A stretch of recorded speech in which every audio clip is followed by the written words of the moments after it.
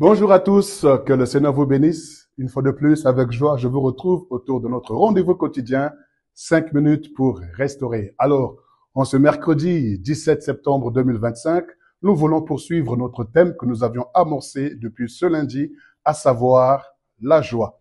Alors, un nouveau texte ce matin dans le livre de Jean, au chapitre 16, le verset 24. Jean, chapitre 16, le verset 24, la Bible dit ceci, et j'en fais la lecture. Jusqu'à présent, vous n'avez rien demandé en mon nom.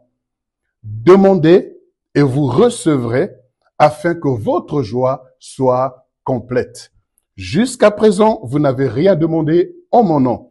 Demandez et recevez afin que votre joie soit complète.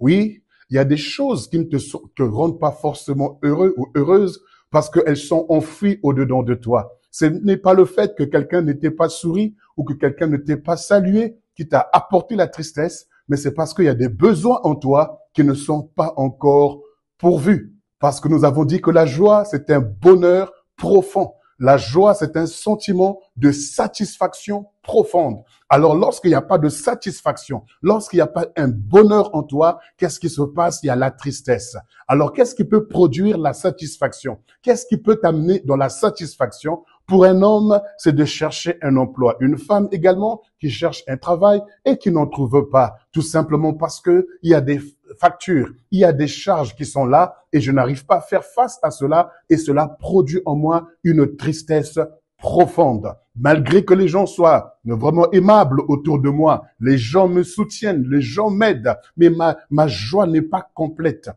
Je ne suis pas satisfait pleinement parce que il y a des besoins qui ne sont pas pourvus. Et le Seigneur, connaissant cela, il dit, ne vous inquiétez de rien. Il nous dit également, cherchez premièrement le royaume et sa justice et le reste vous sera donné par-dessus tout. Ne vous inquiétez pas de ce que vous allez manger demain ou de ce que vous allez boire demain ou de ce dont vous allez vous vêtir, car le Seigneur sait que vous en avez besoin. Et là, dans le livre de Jean, au chapitre 16, au verset 24, que nous venons de lire, il a dit, jusqu'à présent, vous n'avez rien demandé en mon nom. Mais demandez et vous recevrez afin que votre joie soit complète. Tu me diras, homme de Dieu, j'ai demandé à Dieu, j'ai imploré la grâce de Dieu, mais jusqu'à là, je n'ai pas reçu. Alors, si tu as demandé et que tu n'as pas encore reçu, ce que Dieu veut de toi, c'est que tu exerces ta foi, que tu gardes le regard tourné vers lui, car tu ne peux pas demander à Dieu et t'attendre au néant, et t'attendre à rien. Ce n'est pas possible. Lorsque nous demandons, il a dit, vous recevrez. Vous recevrez au temps favorable,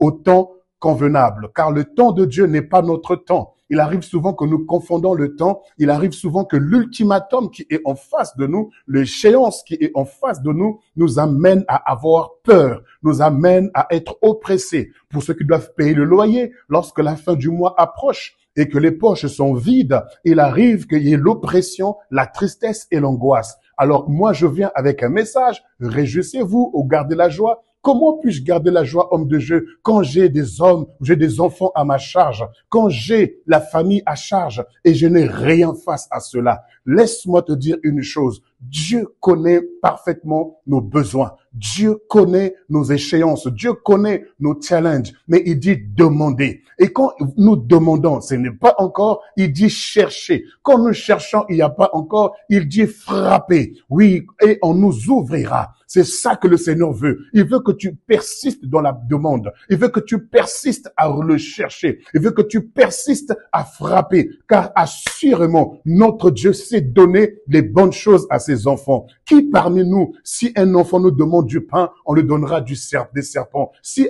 parmi nous, un enfant nous demande un poisson, on lui donnera un scorpion. Si nous qui sommes si mauvais, dira le Seigneur, on sait donner des bonnes choses à nos enfants, à combien plus forte raison notre Père Céleste ne nous donnera-t-il pas le Saint-Esprit lorsque nous le demandons? Oui, croyez en ce que vous faites comme prière. Croyez en ce que vous faites comme déclaration. Vide ton cœur devant le Seigneur. Demande en son nom afin que ta joie soit complète. Oui, il faut que ta joie déborde. Il faut qu'il y ait une satisfaction en toi. Il faut que tu sois dans le bonheur pour que tu le communiques autour de toi et que tu sois dans la joie de saluer les gens autour de toi, car la joie procure une santé mentale alors extraordinaire, une très bonne santé mentale, et nous avons un environnement qui est alors béni au travers de notre bonne santé mentale qui est procurée par la joie du Seigneur. Je prie dans le nom de Jésus que mon Dieu que je sers avec persévérance